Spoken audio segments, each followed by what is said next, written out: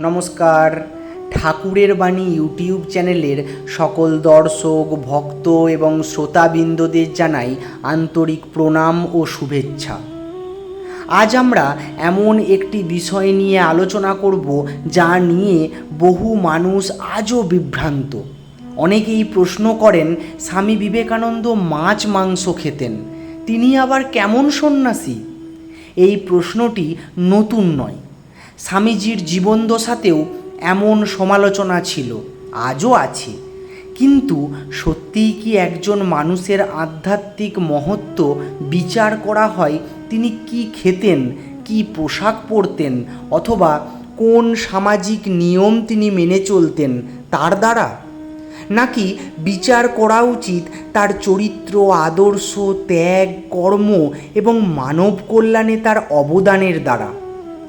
আজকের এই ভিডিওতে আমরা জানব কেন স্বামী বিবেকানন্দ শুধু একজন সন্ন্যাসী নন, বরং যুগে যুগে মানুষের অনুপ্রেরণা হয়ে আছেন। ভিডিওটি শেষ পর্যন্ত দেখুন, কারণ আজকের আলোচনায় এমন কিছু বিষয় উঠে আসবে যা হয়তো আপনার চিন্তার দৃষ্টিভঙ্গিকেই বদলে দিতে পারে। এবার আসি, মানুষ কি খেয়েছে নাকি কি হয়েছে, কোনটা বড়? আমরা প্রায়ই মানুষের বাহ্যিক দিক নিয়ে বেশি ব্যস্ত হয়ে পড়ি। কেউ কি খায়, কি পরে, কোথায় থাকে, কিভাবে জীবনযাপন করে, এই সব নিয়ে বিচার করতে করতে আমরা অনেক সময় ভুলে যাই সেই মানুষটি আসলে কি আদর্শ রেখে গেছেন। স্বামী বিবেকানন্দের ক্ষেত্রেও একই ঘটনা ঘটে। কেউ কেউ তার খাদ্যাভ্যাস নিয়ে আলোচনা করেন, কিন্তু তার অসীম ত্যাগ, জ্ঞান, দেশপ্রেম এবং মানব সেবার আদর্শ নিয়ে ভাবেন না। প্রশ্ন হচ্ছে, যিনি নিজের সমস্ত জীবন মানব কল্যাণের জন্য উৎসর্গ করেছেন, যিনি কোটি কোটি মানুষকে আত্মবিশ্বাসের মন্ত্র শিখিয়েছেন, যিনি ভারতীয় সংস্কৃতিকে এবং হিন্দু ধর্মকে বিশ্বের দরবারে সম্মানের আসনে প্রতিষ্ঠা করেছেন, তার মূল্যায়ন কি কেবল খাবারের তালিকা দিয়ে করা যায়? নিশ্চয়ই না। স্বামী বিবেকানন্দ কখনো ধর্মকে ব্যবসার মাধ্যমে ব্যবহার করেননি। তিনি কখনো সাধু বেশে মানুষের সরল বিশ্বাসকে কাজে লাগিয়ে অর্থ উপার্জনের চেষ্টা করেননি। তিনি ভয় দেখিয়ে ধর্ম শেখাননি।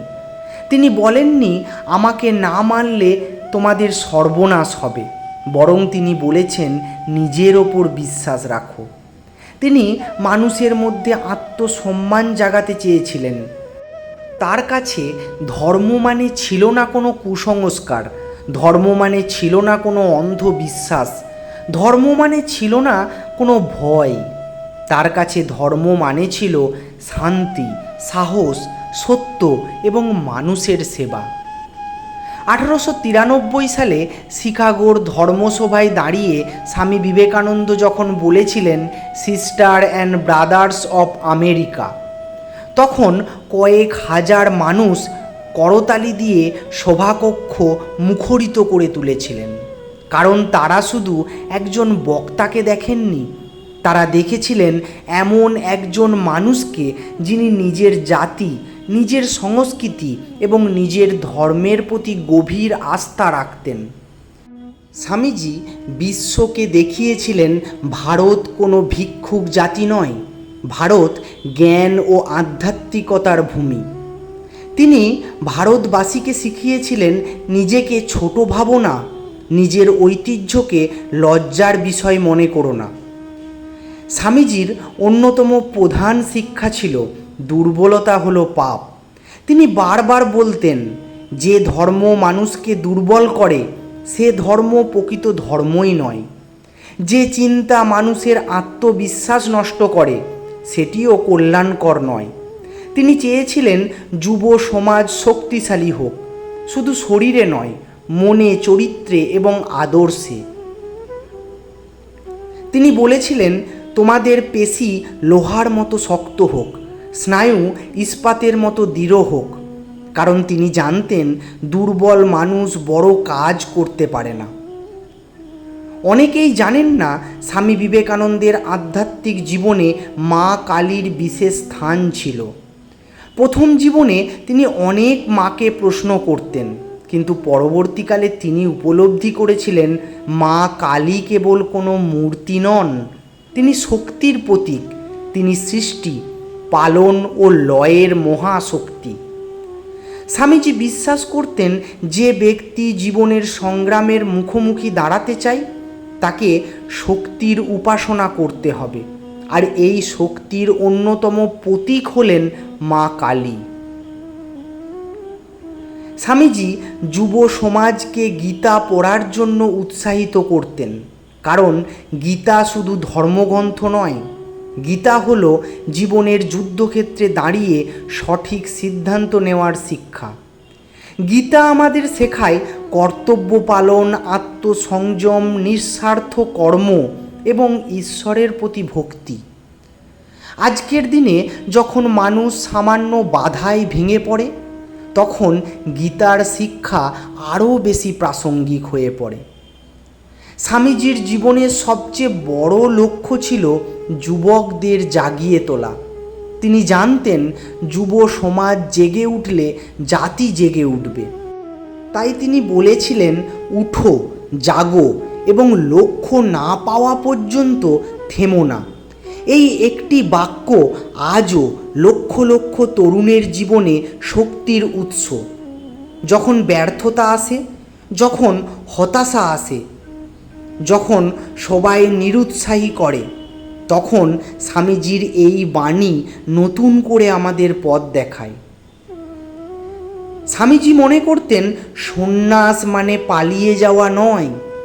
স্বামীজি কখনোই বলেননি সবাইকে সংসার ত্যাগ করতে হবে, তিনি বলেননি সবাইকে গেরুয়া বসন পরতে হবে, বরং তিনি বলেছিলেন নিজ নিজ কর্মক্ষেত্রে থেকেও ঈশ্বরের সেবা করা যায়।